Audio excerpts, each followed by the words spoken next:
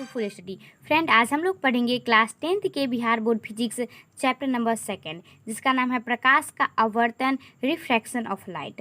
तो ये है चैप्टर के पार्ट 3 वीडियो। तो आज की क्लास में हम लोग सीखेंगे उत्तल लेंस तथा अवतल लेंस से जुड़े जितने भी कंसेप्ट होते हैं उन्हीं कंसेप्ट के बारे में आज हम लोग पढ़ने वाले हैं। तो देखिए यहाँ पे लिखा गया उत्तल लेंस तथा अवतल लेंस दोनों के लिए, अर्थात यहाँ पे जो हम लोग बात करने वाले हैं वो उत्तल के लिए तथा अवतल के लिए, दोनों लेंस के लिए वो एक ही होगा। तो यहाँ पे देखिए ये है उत्तल लेंस और ये है अवतल लेंस।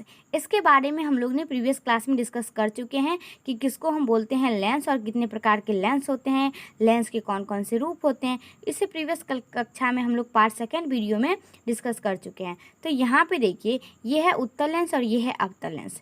तो इन दोनों लेंस जो बना है ये दो गोले से बना है। यहाँ पे देखिए इस तरीके से हम लेंस बनाते हैं। यदि हम इस तरफ की बात करें लेफ्ट साइड की, तो इसकी जो हम पूरा गोला मिलाएंगे तो इस तरीके से गोला आभासी मिलेगा, और जब इसको पूरा मिलाएंगे इस बिंदु वाले को तो फिर इसको हम इस तरीके से पूरा मिलाएंगे। तो जब ये दो लेंस यहाँ पे है और इस लेंस का जो हम पूरी तरीके से मिलाएंगे वृत्त आकार का, तो ये देखिए इस तरीके से ही मिलेगा। और इसमें जो हम बीच में ये ड्रॉ किए हैं ये लाइन, इस लाइन को हम लोग बोलेंगे प्रिंसिपल एक्सिस, अर्थात इसको बोलेंगे हम लोग प्रधान अक्ष या मुख्य अक्ष, इसको बोलेंगे ये जो है लाइन इसको। अब यहाँ पे देखिए ये दो गोला है और जो गोले का बीच का जो भाग होता है, जैसे कि इस गोले के लिए ये हो गया बीच, इसका हो गया ये सेंटर। तो सेंटर ऑफ कर्वेचर, अर्थात ये हो गया इसका वक्रता केंद्र। इस गोले के सेंटर कौन सा हुआ, इस बीच वाला भाग, बीच वाला बिंदु जहाँ से हम इस गोले को बनाते हैं वो इसका हो गया सेंटर। उसी प्रकार से यहाँ पे देखिए इसके लिए भी हो गया ये। अब देखिए हम लोग दर्पण में पढ़े थे एक वक्रता केंद्र, लेकिन यहाँ पे है लेंस। लेंस दो गोले से मिलकर बना हुआ है, इसीलिए इसमें दो फोकस दूरी भी होगा और दो वक्रता केंद्र भी होगा। उसी तरीके से यहाँ पे देख लिए अवतल लेंस में भी उसी तरीके से होगा, दो होगा वक्रता केंद्र, एक होगा C2 और एक होगा हमारा C1।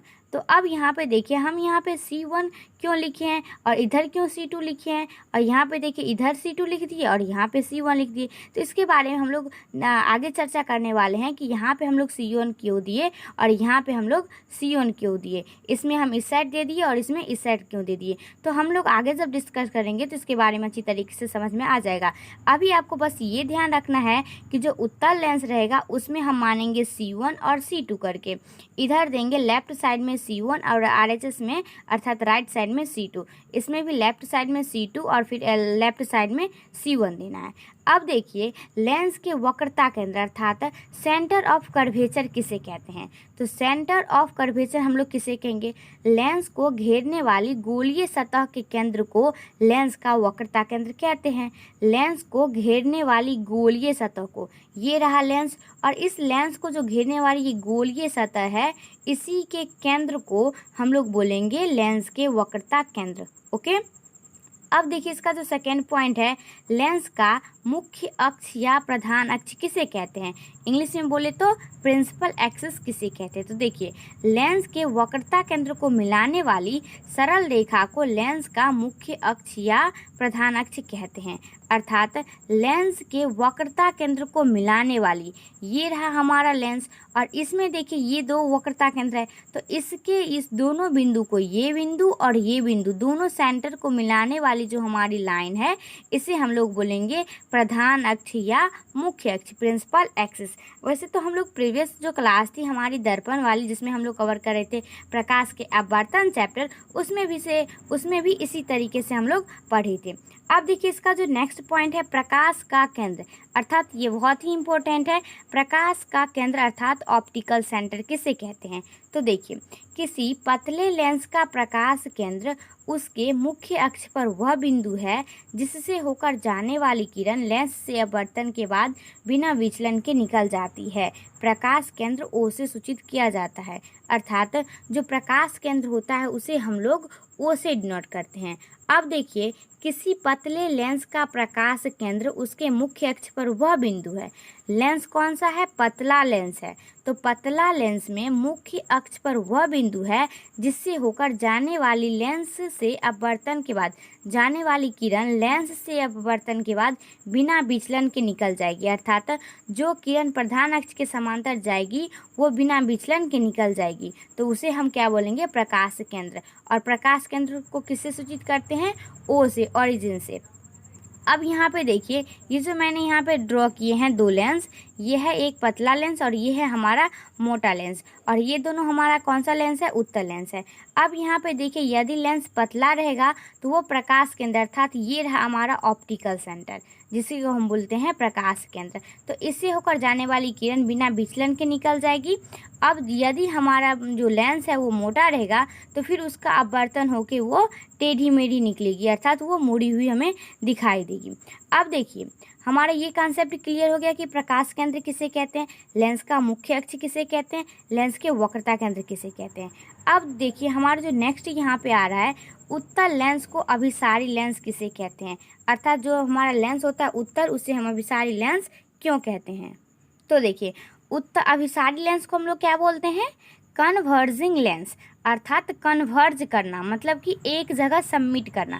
तो देखिए, इसका डेफिनेशन है, उत्तल लेंस को अभिसारी लेंस इसलिए कहते हैं क्योंकि उत्तल लेंस अपने से होकर जाने वाली किरण पुंज को अभिसरित कर देती है, इसीलिए उत्तल लेंस को अभिसारी लेंस कहते हैं।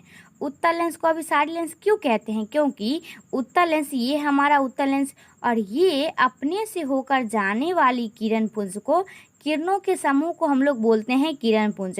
एक किरण रहेगा तो उसे हम बोलेंगे वन किरण, यदि हम उसका जो बहुत सारा किरण हो जाएगा तो हम बोलेंगे किरण पुंज, अर्थात किरण के समूह को, हम प्रकाश के किरणों के समूह को बोलते हैं किरण पुंज। तो ये होगा, ये जो लेंस है ये अपने से होकर जाने वाली किरण पुंज को अभिसरित कर देती है। अभिसरित मीन्स ये कन्वर्ज कर देती है, अर्थात उत्तल लेंस में जो प्रकाश की किरण जाती है तो वो एक जगह किसी बिंदु पर सबमिट हो जाती है, मिल जाती है, इसीलिए उत्तल लेंस को हम लोग बोलते हैं अभिसारी लेंस। ये अपने से होकर जाने वाली प्रकाश की किरण को एक जगह सबमिट कर लेती है, इसीलिए। अब देखते हैं हम लोग अवतल लेंस को अपसारी लेंस हम लोग क्यों कहते हैं। जैसे इसको हम लोग बोल सकते हैं उत्तल लेंस को अभिसारी लेंस, अर्थात उत्तल लेंस को ही हम बोल लेंगे अभिसारी लेंस। अभिसारी रहेगा तो हम समझेंगे क्या है, उत्तल है, और उत्तल रहेगा तो हम लोग समझ जाएंगे कि ये अभिसारी है। अभिसारी को ही उत्तल कहते हैं और उत्तल को ही अभिसारी लेंस कहते हैं। इंग्लिश में बोले तो कन्वर्जिंग लेंस। अब हम देख लेते हैं अवतल लेंस। अब देखिए, हमारा सेकंड है, अवतल लेंस को अपसारी लेंस क्यों कहते हैं? Diverging lens. तो देखिए, अवतल लेंस अपने से होकर जाने वाली किरण को अपसरित कर देती है, अर्थात डाइवर्ज कर देता है, इसीलिए अवतल लेंस को अपसारी लेंस भी कहते हैं। डाइवर्ज मीन्स फैला देना, नाम से स्पष्ट है कि डाइवर्ज कर देता है, अर्थात फैला देता है। अर्थात जो अवतल लेंस होते हैं वो अपने से होकर जाने वाली किरण को फैला देते हैं, इसीलिए अवतल लेंस को बोला जाता है अपसारी लेंस। और उत्तल लेंस क्या करता है कि वो जो अपने से होकर जाने वाली किरण होती है उसको एक जगह सबमिट कर देती है, अर्थात जैसे कि ये किरण यहाँ पे निकल गई है, वो क्या करेगी, उत्तल लेंस एक जगह ये सभी किरण को मिला देगी एक पॉइंट पर, इसीलिए उत्तल लेंस को अभिसारी कहते हैं।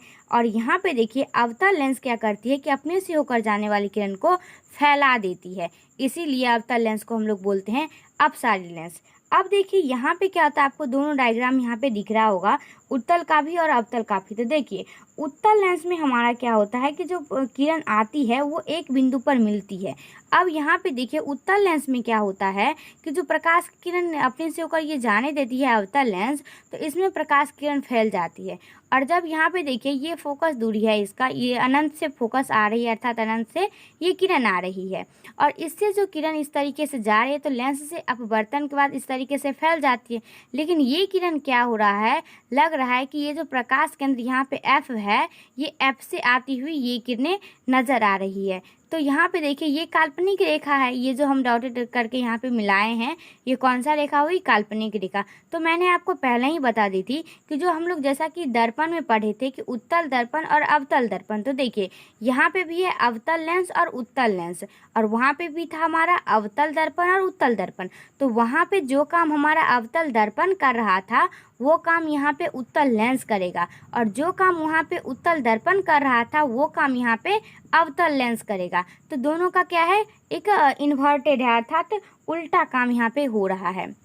तो आपको समझ में आ गया कि जो उत्तल लेंस होता है वो प्रकाश की किरणें होती है उसको एक जगह एकत्रित करती है, और जो अवतल लेंस होती है वो क्या करती है? अपने से होकर जाने वाली किरण को फैला देती है। तो यही था यहाँ पे 2 पॉइंट। अब हम लोग देखते थे इसका नेक्स्ट पॉइंट, अर्थात यहाँ पे हम लोग फोकस दूरी की बात करें तो फोकस दूरी कौन होगी? यहाँ पे देखिए ये रहा हमारा एफ और ये है ऑप्टिकल सेंटर। तो ऑप्टिकल सेंटर से एफ तक की दूरी को क्या होगा? इसको हम बोलते हैं प्रकाश केंद्र, यहाँ पे इसकी मध्य वाली बीच वाली बिंदु को। तो ये हो गई अर्थात फोकस दूरी। इसके बारे में हम लोग आगे चर्चा करने वाले हैं कि हम लोग फोकस दूरी से किसे कहेंगे फोकस दूरी। तो अब देखिए उत्तल लेंस का प्रथम मुख्य फोकस किसे कहेंगे? फर्स्ट प्रिंसिपल फोकस किसे कहेंगे? अर्थात उत्तल लेंस हमारा रहेगा। हमने आपको बताई थी कि जो हमारी लेंस होती है इसमें 2 वक्रता केंद्र होगा, 2 फोकस दूरी अर्थात होगा इसमें कि जो होगा वो डबल होगा। जैसे कि हम मान लीजिए वक्रता केंद्र की बात करें तो वो भी डबल होगा, फोकस दूरी की बात करें तो वो भी डबल होगा, फोकस की बात करें तो फोकस डबल होगा लेकिन फोकस दूरी 1 होगा। वो कैसे होगा मैं आपको अभी बताती हूँ। यहाँ पे देखिए उत्तल लेंस का प्रथम फोकस किसे कहते हैं? हम लोग तो वक्रता केंद्र की बात कर लिए कि वक्रता केंद्र हम लोग किसे कहेंगे। तो देखिए अब नेक्स्ट है कि उत्तल लेंस का प्रथम मुख्य focus means first principle focus किसे कहेंगे? तो देखिए उत्तल लेंस को इंग्लिश में क्या बोलते हैं? Concave lens. तो उत्तल लेंस के मुख्य अक्ष अर्थात प्रिंसिपल एक्सिस पर एक निश्चित बिंदु F1 से आती किरणें लेंस से अपवर्तित अर्थात अपवर्तित को इंग्लिश में बोलते हैं रिफ्रैक्ट से होकर मुख्य अक्ष के समांतर अर्थात पैरेलल हो जाती है। इसी बिंदु F उत्तल लेंस का प्रथम मुख्य फोकस कहा जाता है।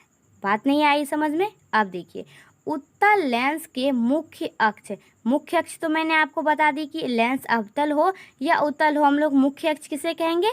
ये जो हमारा प्रिंसिपल एक्सिस है जो वक्रता केंद्र को मिलाती है उसे ही हम लोग बोलते हैं मुख्य अक्ष। ये बात आ गई समझ में? अब देखिए मुख्य अक्ष पर एक निश्चित बिंदु F1 से आती किरणें। अब यहाँ पे देखिए ये रहा हमारा एक दर्पण और इसमें ये रहा हमारा F1 और ये रहा हमारा C2, ये C1 और C2 के बारे में तो आपको मैंने अभी पीछे बताई हूँ कि C1 कैसे हुआ और C2 क्यों हुआ यहाँ पे, क्योंकि यहाँ पे गोला मिलकर ये लेंस बना है इसलिए यहाँ पे 2 इसका वक्रता त्रिज्या हो गया।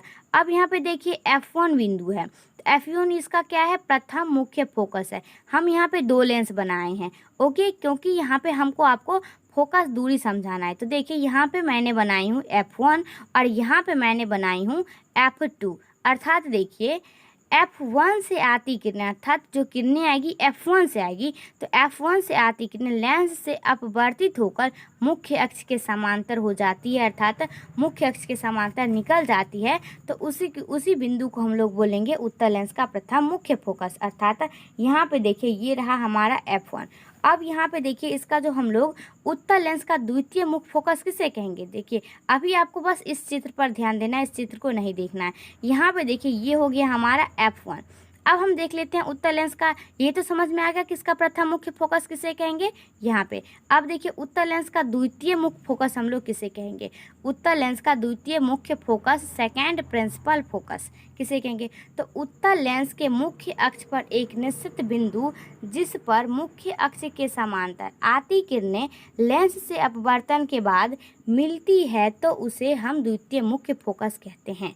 अर्थात मुख्य अक्ष पर एक निश्चित बिंदु जिस पर मुख्य अक्ष के समांतर आती किरणें लेंस से अपवर्तन के बाद मिलती है।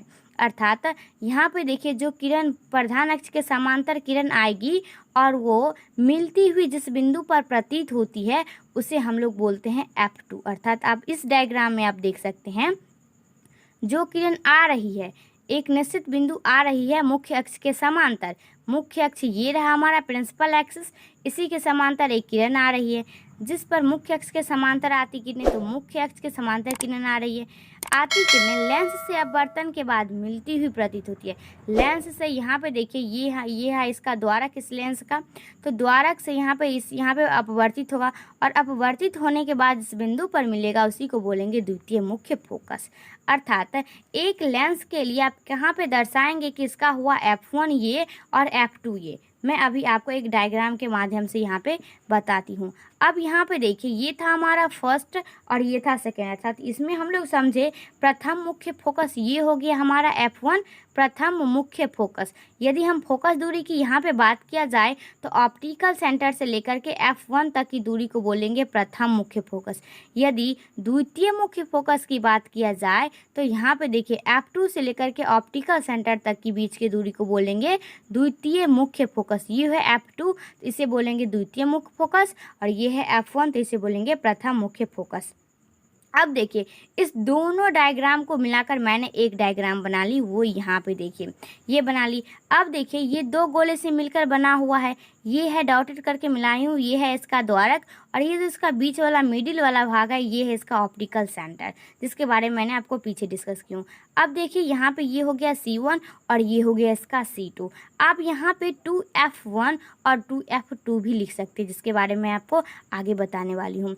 यहाँ पे अभी आप यहाँ पे समझिए कि ये हो गया C1 और ये C2।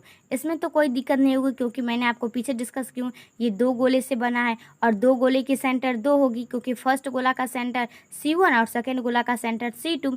तो देखिए यहाँ पे C1 हो गया और C2 हो गया। अब यहाँ पे फोकस दूरी भी दो होगी, ये हो गई हमारी प्रथम फोकस और ये हो गई सेकंड फोकस। अर्थात जब आपको मैंने लेंस के बारे में बता रही थी इसी प्रीवियस क्लास में, तो वहाँ पे मैंने आपको बताई थी कि अवतल लेंस में हमें इस साइड लेफ्ट साइड में 1 रखना है, अर्थात C1 रखेंगे, F1 रखेंगे, और इधर रखेंगे राइट साइड में F2 और C2। और यही हम बात करेंगे अवतल लेंस में। तो अवतल लेंस में ये जो 2 है, ये 2 को हम इस साइड लगाएंगे, ओके, ताकि हमें ये गड़बड़ी ना हो कि हमें F2 कहाँ पे लगाना है और F1 किस में लगाना है। आपको सिंपल याद रखना है कि ये है हमारा उत्तल लेंस, और इसमें यदि पूछा जाए कि हमें फर्स्ट इसका जो मुख्य फोकस है वो कौन है और सेकेंड मुख्य फोकस कौन है, तो ये है उत्तल लेंस। यहाँ पे हम देंगे फर्स्ट मुख्य फोकस और ये इसका हो गया सेकेंड मुख्य फोकस। ये फर्स्ट वक्रता के त्रिज्या और ये सेकेंड वक्रता त्रिज्या। और एक बात आपको यहाँ पे ध्यान रखने वाली बात है, जब आप ये दूरी हम मापेंगे, जब हम किरण आरेख बनाएंगे अभी नेक्स्ट, तो ये जो दूरी है ये दूरी समान होनी चाहिए। अर्थात जितना ही ये दूरी लेंगे ऑप्टिकल सेंटर से प्रथम मुख्य फोकस, उतना ही हम दूरी लेंगे प्रथम मुख्य फोकस से प्रथम वक्रता केंद्र तक। फिर इसी तरीके से इधर भी करेंगे, जितना दूरी यहाँ से यहाँ तक, फिर उतना ही दूरी लेंगे हम यहाँ से यहाँ तक। तो ये बात आ गई समझ में कि हम लोग उत्तल लेंस को अभिसारी लेंस क्यों कहते हैं, अवतल को अभिसारी क्यों कहते हैं, उत्तल लेंस का प्रथम मुख्य फोकस किसे कहेंगे और उत्तल लेंस का द्वितीय मुख्य फोकस हम लोग किसे कहेंगे। ये दोनों डायग्राम मिलाकर मैंने आपको यहाँ पे सिंपल में बता दी। अब हम देखते हैं अवतल लेंस के लिए।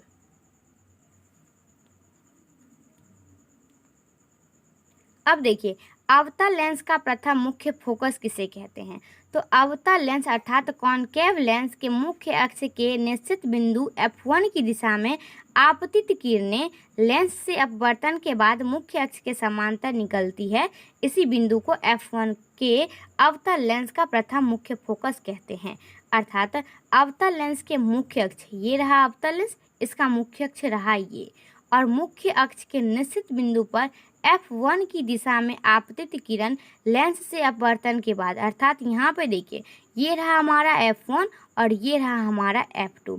तो F1 की दिशा में आती किरणें लेंस से अपवर्तन के बाद मुख्य अक्ष के समांतर निकलती है, अर्थात ये रहा हमारा मुख्य अक्ष, तो इसी के समांतर किरण निकलेगी। अर्थात यहाँ पे देखिए F1 से किरण आती है, हमारी जो आपतित किरण आती है वो F1 की दिशा में आती है।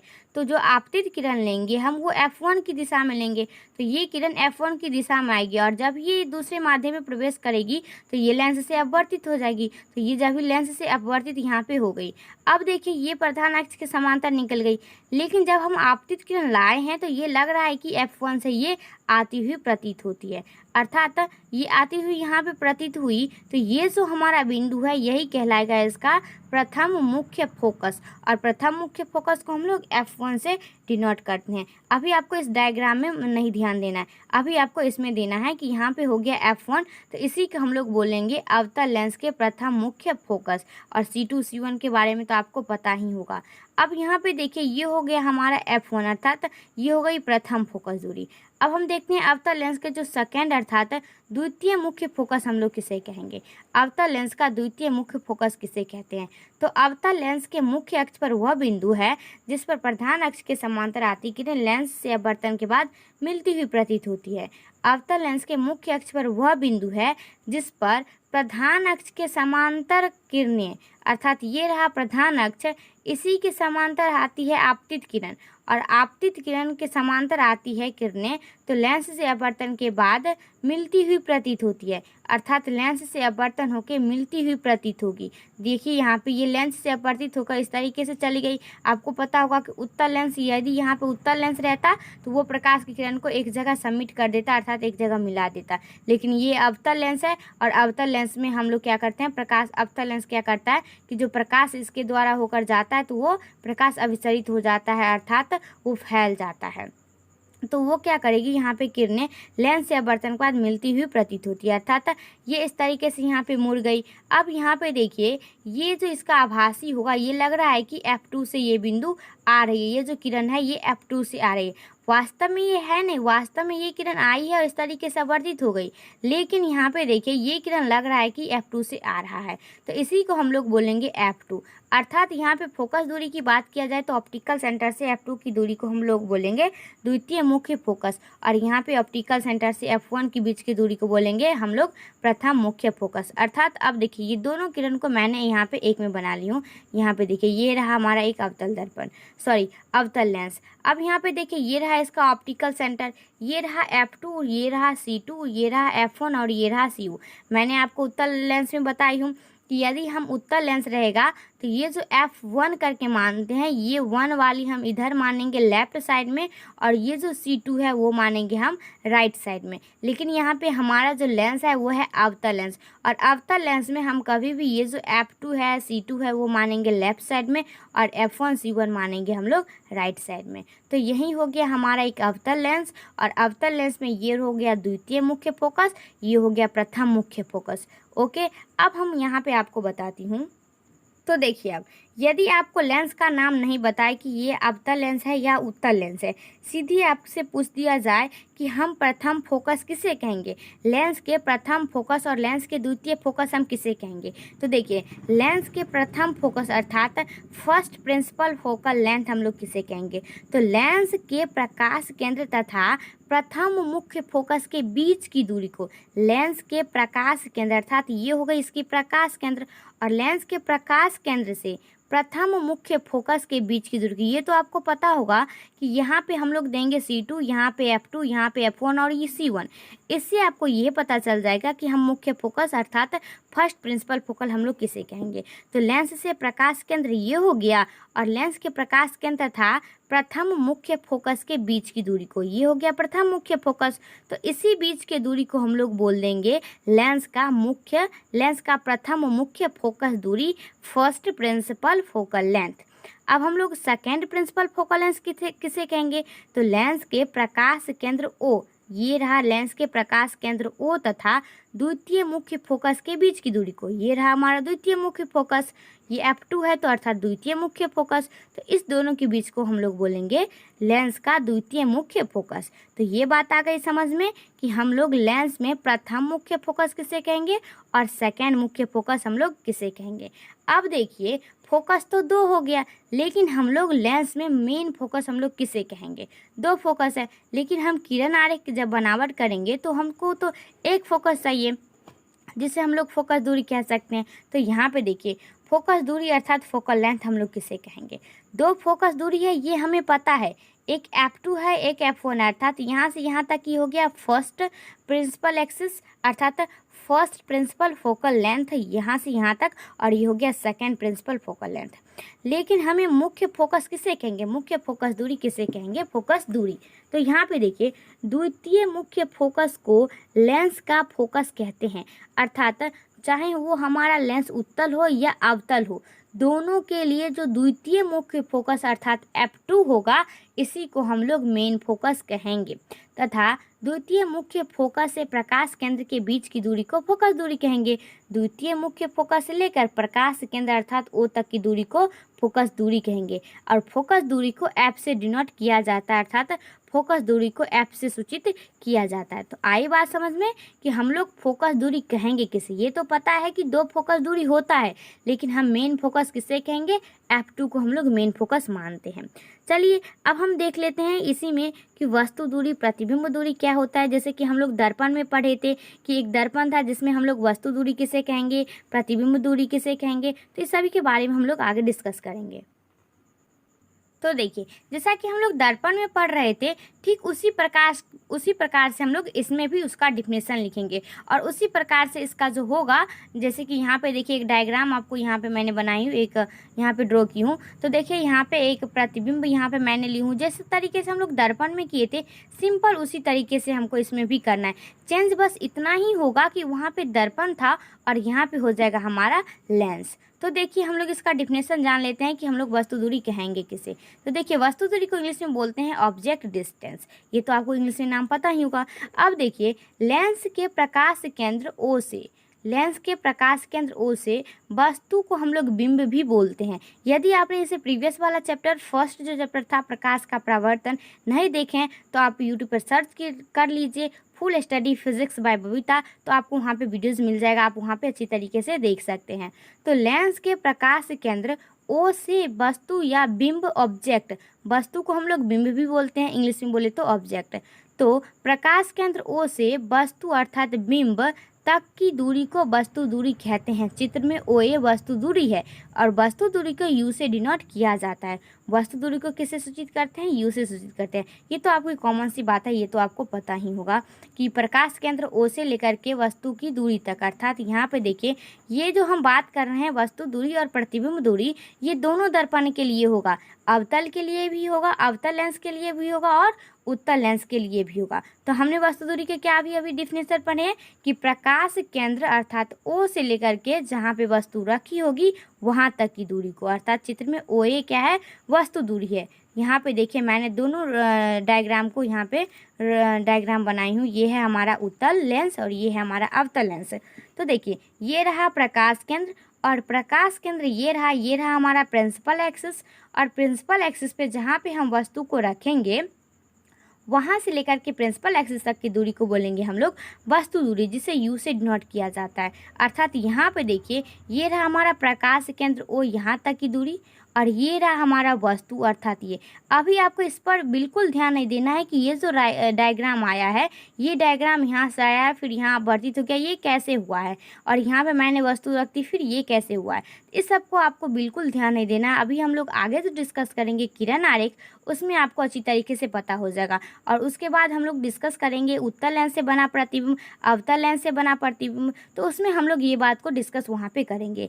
बस आपको सिंपल से यहाँ पे आपको ये ध्यान रखना पड़ेगा कि यदि कोई लेंस है तो उस लेंस में हम लोग वस्तु दूरी किसे कहेंगे। तो मैं आपको बताती हूँ जे कि मान लीजिए यहाँ पे मैंने वस्तु को रख दी, तो वस्तु को यहाँ जहाँ पे वस्तु को रखी हूँ वहाँ से लेकर के प्रकाश केंद्र से प्रकाश केंद्र तक की दूरी को बोलेंगे वस्तु दूरी। और उसी तरीके से यहाँ पे भी देख लीजिए, ये उत्तल था और ये हमारा अवतल है, तो यहाँ पे मैंने वस्तु रखी, वस्तु को AB से सूचित करते हैं और जो प्रतिबिंब इसका बनता है वो B डैश A डैश से सूचित करते हैं। ओके, यदि आप AB ये A ऊपर दिए B नीचे दिए तो यहाँ पे हो जाएगा A डैश और B डैश, क्योंकि इसका प्रतिबिंब बन रहा है किरण आरेख के द्वारा, हम लोग आगे जो डिस्कस करने वाले हैं। तो यहाँ पे देखिए ये है A और ये है B, तो प्रतिबिंब बना A डैश और B डैश। अब देखिए ठीक उसी प्रकार से यहाँ पे भी हो जाएगा, वस्तु यहाँ पे है और ये है ऑप्टिकल सेंटर, तो यहाँ से लेकर के और यहाँ तक की जो दूरी होगी इसी को हम लोग बोलेंगे यहाँ से यहाँ तक की दूरी को वस्तु दूरी, जिसे U से डिनोट किया जाता है। तो वस्तु दूरी तो आपको समझ में आ गया होगा। अब हम देखते हैं प्रतिबिंब दूरी हम लोग किसे कहेंगे। तो देखिए यहाँ पे प्रतिबिंब दूरी को इंग्लिश में बोलते हैं इमेज डिस्टेंस, किसे कहेंगे। तो लेंस के प्रकाश केंद्र O से प्रतिबिंब I तक की दूरी को प्रतिबिंब दूरी कहते हैं और प्रतिबिंब दूरी को भी से निरूपित किया जाता है, जिसे हम लोग ओ, यहाँ पे चित्र है जिसमें ओ से लेकर के ए डैश तक की दूरी को बोलेंगे प्रतिबिंब दूरी। प्रकाश केंद्र ओ से ही हम दूरी को मापेंगे। प्रकाश केंद्र ओ से प्रतिबिंब को इंग्लिश में बोलते हैं इमेज, अर्थात प्रतिबिंब को आई से डिनोट करते हैं। तो जहाँ पे हमारा इमेज बनेगा तो ऑप्टिकल सेंटर से लेकर के जहाँ पे इमेज बनेगा वहाँ तक की दूरी को बोल देंगे सिंपल सा प्रतिबिंब दूरी। तो यहाँ पे देखिए ये रहा वस्तु और इसका प्रतिबिंब बना है यहाँ पे। देखिए यहाँ पे वस्तु रखे, लेंस से अपवर्तित हो गया, लेंस से अपवर्तित होने के बाद यहाँ पे इसका प्रतिबिंब बना। तो यहाँ पे देखिए ये जो यहाँ पे इसका प्रतिबिंब बना, तो यहाँ से लेकर के और यहाँ तक की दूरी को, अर्थात ये रहा ऑप्टिकल सेंटर यहाँ, और यहाँ से यहाँ तक की दूरी को बोलेंगे भी, अर्थात भी को हम लोग क्या बोलते हैं, प्रतिबिंब दूरी बोलते हैं। अब यहाँ पे देखिए यहाँ पे मैंने ड्रॉ कर दी हूँ एफ, और मैंने आपको बताई थी इससे प्रीवियस कि हम फोकस दूरी हम लोग किसे मानेंगे, F1 और F2 तो है, ये प्रथम फोकस दूरी है और ये सेकेंड फोकस दूरी है यहाँ से यहाँ तक की दूरी को, लेकिन हम लोग मुख्य फोकस मानेंगे F2। तो F2 से लेकर के और प्रकाश केंद्र की तक की दूरी को हम लोग बोलेंगे फोकस दूरी, अर्थात जैसे हम लोग F से डिनोट करते हैं। अब आप यहाँ पे देख रहे होंगे यहाँ पे है C1 और यहाँ पे है 2F। हम यहाँ पे क्यों लिखे हैं C1 और 2F1? तो देखिए यहाँ पे आपको पता होनी चाहिए जो C1 है, अगर हम यहाँ पे बोले कि यहाँ से यहाँ तक की दूरी को मान लीजिए 2 सेंटीमीटर है, यहाँ से लेकर के और यहाँ तक की दूरी को, तो फिर यहाँ से लेकर के और यहाँ तक, अर्थात ये रहा वक्रता केंद्र, तो यहाँ से लेकर के और यहाँ तक की दूरी कितनी होगी? तो आप ऑब्वियसली बता देंगे कि जब यहाँ से यहाँ तक की 2 है तो यहाँ से यहाँ तक की 4 होगी, क्योंकि जो हम दूरी लेते हैं वो बराबर दूरी लेते हैं, बराबर डिस्टेंस हम यहाँ पे कवर करते हैं। अर्थात मान लीजिए यहाँ से यहाँ हम 2 मीटर लिए हैं, तो फिर यहाँ से यहाँ हम भी 2 ही लेंगे, क्योंकि यदि आप नहीं लेते हैं यहाँ से यहाँ, अगर डिस्टेंस आपको गलत हो जाता है तो फिर आपको ये जो प्रतिबिंब है ये इमेज नहीं बन पाएगा ठीक तरीके से। अब यहाँ पे देखिए यहाँ पे 2F भी लिखे हैं और C1 भी लिखे हैं। क्यों लिखें? क्योंकि जो ये जो F1 होता है ये C1 का दुगुनी होता है। जब यहाँ से यहाँ तक की 2 सेंटीमीटर दूरी है मान लीजिए, तो फिर यहाँ से यहाँ तक की 4 सेंटीमीटर हो जाएगी। क्यों? क्योंकि जो F1 है वो क्या होती है, C1 की दूनी होती है। जब F1 C1 की दूनी होती है तो हम यहाँ पे लिख सकते हैं 2F1। उसी तरीके से यहाँ पे हम दिए हैं C2, हम दूरी यहाँ पे डिस्टेंस कवर करके दिए हैं कि यहाँ से यहाँ तक की जितना दूरी है फिर वो उतना ही दूरी है F1 से लेकर के C2 तक। फिर उसी प्रकार से जो F2 है वो C2 की दूनी है, तो हम यहाँ पे लिख सकते हैं C2 को 2F2। ठीक इसी प्रकार से ये था हमारा उत्तल लेंस, और फिर इसी प्रकार से हम अवतल लेंस में भी लिख सकते हैं। ओके, तो यहाँ पे देखिए आपको वस्तु दूरी, प्रतिबिंब दूरी तो आ गया समझ में। अब ये भी समझ में आ गया कि ये यहाँ पे 2F1 और C1 क्यों लिखें, क्योंकि ये जो F1 होता है C1 की दूनी होता है, इसीलिए। उसी तरीके से यहाँ पे भी देख सकते हैं आप, ये रहा हमारा C2, ये रहा हमारा F2, दूरी बिल्कुल हम डिस्टेंस में लिए हैं। ये है रहा हमारा वस्तु, ये रहा उसका प्रतिबिंब, वस्तु का यहाँ पे प्रतिबिंब बना है। सिंपल से आपको यहाँ पे ये याद रखना है कि हम लोग दूरी किसको कहेंगे, वस्तु दूरी और प्रतिबिंब दूरी। किरण आरेख से आपको कुछ भी मतलब यहाँ पे अभी नहीं है। जब हम लोग प्रतिबिंब निर्माण बनाना सीखेंगे तब यहाँ पे आपको अच्छी तरीके से समझ में आ गया कि यहाँ पे ये कैसे हुआ है। तो देखिए यहाँ पे जहाँ पे प्रतिबिंब बना है यहाँ पे, यहाँ से लेकर के यहाँ तक की दूरी को बोलेंगे प्रतिबिंब दूरी, जिसे हम लोग भी से डिनोट करते हैं। और F2 से लेकर के और O अर्थात ऑप्टिकल सेंटर से F2 तक दूरी को बोलते हैं फोकस दूरी अर्थात F। अब जहाँ पे वस्तु रखे हैं वहाँ से लेकर के ऑप्टिकल सेंटर हम दूरी मापेंगे तो ऑप्टिकल सेंटर से ही मापेंगे। ऑप्टिकल सेंटर से यहाँ तक की दूरी को बोलेंगे U अर्थात वस्तु दूरी। तो ये जो था इसके हम लेंस से जो जुड़े कॉन्सेप्ट थे कि प्रतिबिंब दूरी, वस्तु दूरी हम लोग किसे कहेंगे, तो अच्छी तरीके से समझ में आ गया। लेकिन यहाँ पे एक बात और ध्यान देने वाली है कि यहाँ पे हमने H लिखे हैं, यहाँ पे क्या लिखे हैं, H लिखे हैं, और यहाँ पे H डैश लिखे हैं। क्यों लिखे हैं? क्योंकि यहाँ पे देखिए ये रहा हमारा वस्तु, यदि वस्तु की ऊंचाई पूछे अर्थात हाइट पूछे ऑब्जेक्ट का, तो यहाँ पे आप HO भी यहाँ पे लिख सकते थे, अर्थात हाइट ऑफ ऑब्जेक्ट, मतलब कि वस्तु की ऊंचाई। तो वस्तु की ऊंचाई ये हो गया हमारा वस्तु की, ये वस्तु है तो इसकी यहाँ से A से लेकर के B तक की क्या हो गई, वस्तु ऊंचाई हो गई। अर्थात जैसे कि हम लोग सिंपल दर्पण में पढ़े थे, बस उसी प्रकार से यहाँ पे आप लोग समझ लीजिए कि यहाँ से यहाँ तक की दूरी को बोलेंगे हम वस्तु की ऊंचाई, और वस्तु की ऊंचाई को H से डिनोट करेंगे और जो इसका प्रतिबिंब बनेगा उसको एच डैश से सूचित करेंगे। अर्थात एच डैश से हम लोग सूचित करेंगे प्रतिबिंब दूरी को, प्रतिबिंब दूरी को यहाँ पे देखिए, प्रतिबिंब ऊंचाई को, प्रतिबिंब दूरी को नहीं। प्रतिबिंब दूरी तो हो गया हमारा ऑप्टिकल सेंटर से लेकर के यहाँ तक की दूरी को जहाँ पे प्रतिबिंब बना, तो यहाँ से यहाँ तक की दूरी को तो बोल लेंगे भी। प्रतिबिंब दूरी को हम लोग भी से डिनोट करेंगे। यदि यही प्रतिबिंब की बी डैश से ए डैश तक दूरी पूछ दिया जाए, यहाँ पे प्रतिबिंब की ऊंचाई पूछ दिया जाए, तो वो होगा एच और डैश यहाँ पे लगा दी है एच डैश। यहाँ पे आप अल्फ़ाबेट का नाम चेंज कर सकते हैं, जैसे कि यहाँ पे मैंने एच दी तो आप यहाँ पे लिख सकते हो ओ और ओ डैश, कुछ भी आप लिख सकते हैं अल्फ़ाबेट का लेटर। तो देखिए यहाँ पे वस्तु की ऊंचाई का बात किया जाए तो उसे हम एच से डिनोट करेंगे और प्रतिबिंब की ऊंचाई का बात किया जाए तो एच डैश से प्रतिबिंब को सूचित करेंगे। जैसा कि हम लोग आगे नेक्स्ट आवर्धन पढ़ेंगे उसमें आपको ये स्पष्ट हो जाएगा। अब यहाँ पे देखिए वस्तु की दूरी को यू से और प्रतिबिंब की दूरी को भी से, प्रतिबिंब ऊंचाई को एच डैश से, वस्तु की ऊंचाई को एच से। तो ये बात हो गई आपको क्लियर। अब हम देखते हैं प्रतिबिंब बनना, अर्थात प्रतिबिंब हम लोग किसे कहेंगे। जैसे कि यहाँ पे वस्तु है, इसका प्रतिबिंब यहाँ पे बना है, तो ये दो तरीके से प्रतिबिंब यहाँ पे बनते हैं। देखिए आपको यहीं पे स्पष्ट हो गया। देखिए हमने यहाँ पे वस्तु रखी, तो एक तो ये है प्रिंसिपल एक्सिस, तो प्रिंसिपल एक्सिस से ऊपर यहाँ पे वस्तु रखी, लेकिन प्रतिबिंब इसका बन गया प्रिंसिपल एक्सिस से नीचे। तो ये फर्स्ट कंडीशन। सेकंड में आप देख लीजिए, ये उत्तल दर्पण, उत्तल लेंस था और यहाँ पे ये है अवतल लेंस। इसमें मैंने यहाँ पे वस्तु रखी, ये रहा प्रिंसिपल एक्सिस, तो यहाँ पे वस्तु रखी तो इसका प्रतिबिंब भी प्रिंसिपल एक्सिस के ऊपर ही बना। दो कंडीशन हो गए, यहाँ पे प्रिंसिपल एक्सिस से नीचे प्रतिबिंब बन गया और यहाँ प्रिंसिपल एक्सिस से ऊपर बन गया। तो इसी आधार पर हम लोग देखेंगे कि प्रतिबिंब किसे कहते हैं और प्रतिबिंब कितने प्रकार के होते हैं। और यहाँ पे देखिए मैं आपको यहाँ पे बता दूँ कि यहाँ पे वास्तविक प्रतिबिंब बना है और यहाँ पे काल्पनिक प्रतिबिंब बना है। अब ये कैसे बना है हम लोग देखते हैं नेक्स्ट। तो देखिए अब हम लोग प्रतिबिंब किसे कहते हैं, सिंपल जैसा हम लोग दर्पण में पढ़े थे कि हम लोग प्रतिबिंब किसे कहेंगे, उसी तरीके से सेम इसका भी डिफिनेशन होगा, लेकिन बस डिफरेंट इतना ही है कि वहाँ पे दर्पण था और यहाँ पे लेंस है। तो देखिए प्रतिबिंब किसे कहेंगे, प्रतिबिंब को इंग्लिश में बोलते हैं इमेज। तो किसी बिंदु स्रोत से आती प्रकाश की किरणें लेंस से अपवर्तन के बाद जिस बिंदु पर मिलती है, जिस बिंदु पर मिलती है या जिस बिंदु से आती हुई प्रतीत होती है, उसे हम उस बिंदु स्रोत का प्रतिबिंब कहते हैं। जैसे कि हमने अभी पीछे बनाई थी जो प्रतिबिंब हमारा बन रहा था, तो उसी को हम लोग क्या बोलते हैं, प्रतिबिंब बोलते हैं। अर्थात यहाँ पे देखिए जिस बिंदु पर मिलती है या मिलती हुई प्रतीत होती है। अर्थात जैसे कि हम लोग दर्पण में पढ़ रहे थे कि जो अवतल लेंस, अवतल दर्पण था, उस अवतल दर्पण में विभिन्न प्रकार के प्रतिबिंब बनता था, लेकिन उत्तल दर्पण में सिर्फ और सिर्फ काल्पनिक प्रतिबिंब बनता था।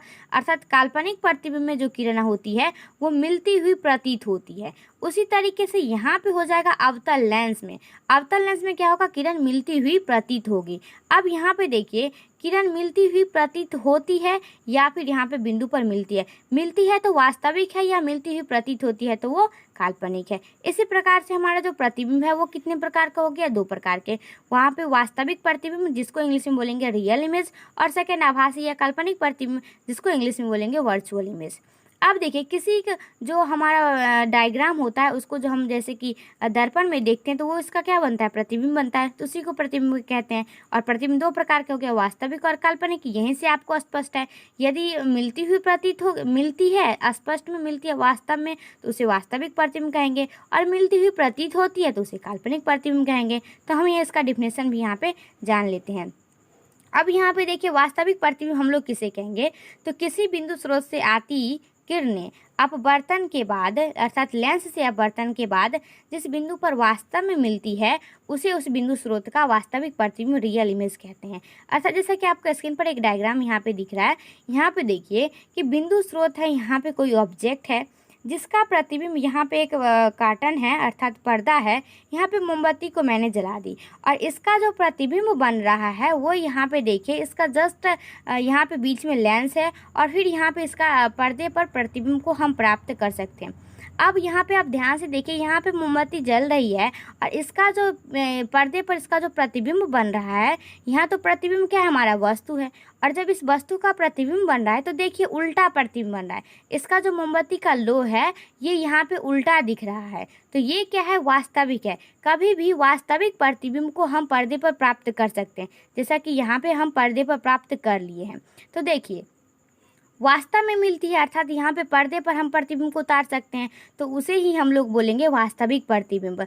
अर्थात वास्तविक प्रतिबिंब क्या होती है, उल्टा बनते हैं। जैसा कि यहाँ पे आपको मोमबत्ती का जुल्लू है वो क्या है, यहाँ पे सीधा है, जहाँ पे वस्तु को रखे हैं, ये मोमबत्ती जहाँ पे मैंने जलाई हूँ ये हो गया हमारा सीधा, और जब इसको हमने एक पर्दे पर यहाँ पे ली हूँ तो ये हो गया हमारा उल्टा। अर्थात लोहा यहाँ पे सीधा और यहाँ पे हो गया उल्टा, तो यही यहाँ पे डिफरेंट है, अर्थात ये क्या हो गया, वास्तविक है। इसका जो सेकेंड पॉइंट है कि वास्तविक प्रतिबिंब को पर्दे पर प्राप्त हम लोग कर सकते हैं। जैसा कि आपको यहाँ से स्पष्ट हो गया, कोई भी प्रतिबिंब रहेगा उसको हम पर्दे पर प्राप्त कर सकते हैं। वास्तविक प्रतिबिंब वस्तु की अपेक्षा हमेशा उल्टा होता है। तो यहाँ पे देखिए मोमबत्ती है सीधा, लेकिन इसका जो लो पर्दे पर प्राप्त हो रहा है वो उल्टा प्राप्त हो रहा है, तो इसी को हम लोग बोलेंगे कि वास्तविक प्रतिबिंब जो होता है वो वस्तु की अपेक्षा क्या होता है, उल्टा होता है। ओके, अब हम लोग देख लेते हैं काल्पनिक प्रतिबिंब किसे कहेंगे। तो किसी बिंदु स्रोत से आती हुई प्रकाश की किरणें लेंस से अपवर्तन के बाद जिस बिंदु पर मिलती हुई प्रतीत होती है उसे ही हम बोलेंगे काल्पनिक प्रतिबिंब। अर्थात यहाँ पे देखिए उसी मोमबत्ती को जब मैंने लेंस के पास ले आई हूँ तो यहाँ पे वही पर्दा है, इस पर कोई प्रतिबिंब नहीं मिल रहा है, तो इसका मतलब यहाँ पे देखिए प्रतीत हो रहा है कि इसका कुछ यहाँ पे प्रतिबिंब बन रहा है, प्रतीत हो रहा है लेकिन स्पष्ट रूप से नहीं है। जैसा कि आपको मैंने पीछे दिखाई थी उस तरीके से नहीं है, तो यहाँ क्या हो गया कि आभासी प्रतिबिंब हो गया, अर्थात काल्पनिक प्रतिबिंब हो गया। सिंपल सी जब हम लोग आईने में अपना चेहरा देखते हैं तो वहाँ पे क्या होता है कि काल्पनिक प्रतिबिंब बनता है, अर्थात वो वास्तव में नहीं होता है, क्योंकि वहाँ पे सीधा प्रतिबिंब बनता है, उल्टा प्रतिबिंब नहीं बनता है। इसीलिए वहाँ पे क्या हो गया कि आभासी प्रतिबिंब अर्थात काल्पनिक बनते हैं। अब देखिए आभासी प्रतिबिंब को पर्दे पर नहीं प्राप्त किया जा सकता है।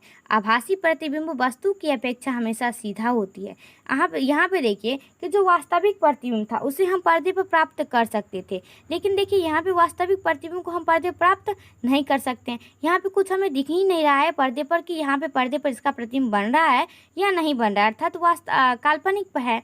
तो काल्पनिक प्रतिबिंब अर्थात आभासी प्रतिबिंब को हम पर्दे पर नहीं प्राप्त कर सकते, और आभासी प्रतिबिंब वस्तु की अपेक्षा क्या होती है, हमेशा सीधा होती है। और यहाँ पे देखिए आपको कुछ दिख रहा है, ये भी क्या हो गया हमारा सीधा, अर्थात जब हम अपने मिरर में जब चेहरा देखते हैं तो वो क्या होता है कि प्रतिबिंब उसका सीधा बनता है। तो आभासी प्रतिबिंब कभी भी वस्तु की अपेक्षा सीधा होता है, लेकिन वास्तविक प्रतिबिंब वस्तु की अपेक्षा क्या होता है, उल्टा होता है, अर्थात इन्वर्टेड होता है। तो यहाँ पे जो जितनी भी लेंस से जुड़े जितनी बातें थी वो यहाँ पे इंड हो गया। अब हम देखते हैं किरण आरेख, अर्थात हम लोग कैसे, जो हम नेक्स्ट वीडियो में जो पढ़ेंगे लेंस से बने प्रतिबिंब, फिर अवतल लेंस से बने प्रतिबिंब, उत्तल लेंस से बने प्रतिबिंब, तो उसको जानने से पहले जितने भी टर्म्स हैं वो इस वीडियो में हम लोग क्लियर कर लेंगे, तब हमको वो जो आगे नेक्स्ट आने वाली जो वीडियो है उसको हम लोग अच्छे से कवर कर पाएंगे। तो देखिए अब हम देखते हैं किरण आरेख। तो देखिए ये जो किरण आरेख है ये हमने दोनों दर्पणों के लिए बनाई है, उत्तल के लिए भी बनाई हूँ और अवतल के लिए। दोनों यहाँ पे दर्पण हम बोल देते हैं लेंस होगा, तो दोनों लेंसों के लिए, अवतल लेंस के लिए और उत्तल लेंस के लिए, दोनों लेंसों के लिए यहाँ पे होगा। देखिए उत्तल तथा अवतल दोनों लेंसों के लिए किरण आरेख की बनावट, यहाँ पे हम किरण आरेख बना नहीं रही है, हम बस ये देख रहे हैं कि किरण कहाँ से आएगी, वो किरण कहाँ से गुजरेगी, बस हम यहाँ पे ये देख रहे हैं, बना नहीं रही है। हम लोग नेक्स्ट वीडियो में ये कवर करेंगे कि हम लोग कैसे प्रतिबिंब निर्माण करेंगे। तो देखिए इसका जो फर्स्ट कंडीशन है, जब जो कोई किरण आरेख होगा तो जब प्रकाश की किरण लेंस के प्रकाश केंद्र अर्थात ऑप्टिकल सेंटर, जिसे हम ओ से डिनोट करते हैं, तो प्रकाश केंद्र की दिशा में आपतित होगी तो वो कहाँ से गुजरेगी। तो देखिए यहाँ पे मैंने एक उत्तल बनाई, एक अवतल लेंस बनाई हूँ।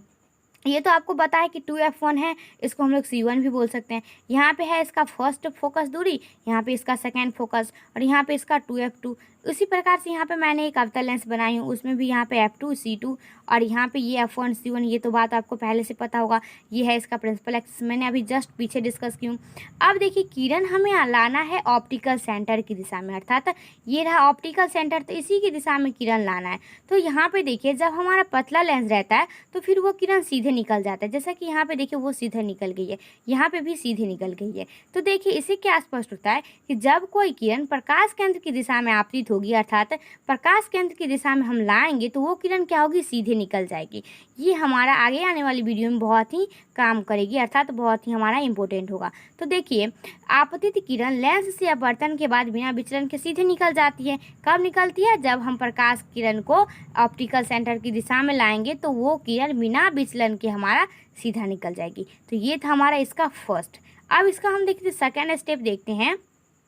जब प्रकाश की किरण लेंस से मुख्य अक्ष के समांतर किरण आपतित होती है, अर्थात जब प्रकाश की किरण हम मुख्य अक्ष के समांतर आपतित होगी तो वो किससे गुजरेगी, तो ये रहा उत्तल लेंस, ये रहा अवतल लेंस। हम दोनों के लिए बात कर रहे हैं, दोनों में एक ही होगा।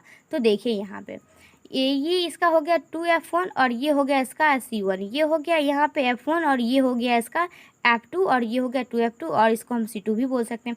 तो देखिए जब किरण को हम लाएंगे मुख्य अक्ष के समांतर, ये रहा हमारा मुख्य अक्ष, ये रहा मुख्य अक्ष, इसी के समांतर किरण लाएंगे तो वो फोकस से होकर जाएगी। इसमें हम बात करें अवतल लेंस में तो फिर यहाँ पे भी मुख्य अक्ष के समांतर किरण आएगी। यहाँ पे कंडीशन क्या कह रहा है कि मुख्य अक्ष के समांतर किरण लाने के लिए तो मुख्य अक्ष के समांतर तो किरण आएगी, लेकिन ये क्या होगी, फैल जाएगी। मैंने आपको पीछे बताई थी कि इसमें क्या होता है कि किरण एक जगह एकत्रित होता है, लेकिन अवतल लेंस में होता है वो फैला देती है किरण को, तो ये यहाँ पे वर्तित होकर फैल जाएगी। लेकिन होगा क्या, ये होगा कि ये यहाँ पे F2 से आती हुई प्रतीत होगी, यहाँ पे F2 पर मिलती है और यहाँ से F2 पर आती हुई प्रतीत होती है। जस्ट आपको मैंने अभी पीछे बताई थी कि यहाँ पे अवतल का जो हम दर्पण पढ़े थे जस्ट उसका यहाँ पे विपरीत होगा। तो उसी तरीके से मैंने उसमें क्या बताई थी कि उत्तल लेंस में ये बात हो रहा था कि कोई किरण मिलती हुई प्रतीत होती है, तो यहाँ पे उसका जो होगा उल्टा होगा, अर्थात जो वहाँ पे उत्तल काम कर रहा था वो यहाँ पे अवतल काम करेगा। तो यहाँ पे देखिए अवतल लेंस है तो इसमें मिलती हुई प्रतीत होती है।